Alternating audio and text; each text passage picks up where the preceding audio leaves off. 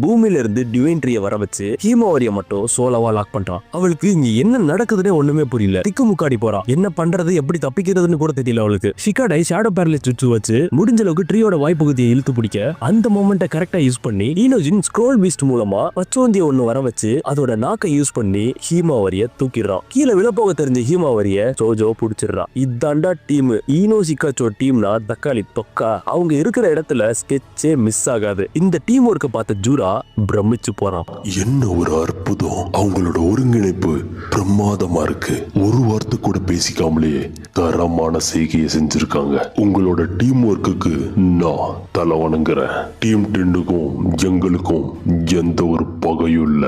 இன்னைக்கு எங்களோட ஒரே டார்கெட் ஹீமாவாரி உசுமாக்கி தான். அதையும் மீறி நீங்க தலையிட்டீங்கன்னா உங்களை தாக்குறத தவிர எங்களுக்கு வேற வழி இல்ல அப்படின்னு ரொம்ப பொலைட்டா முன்கூட்டியே டீம்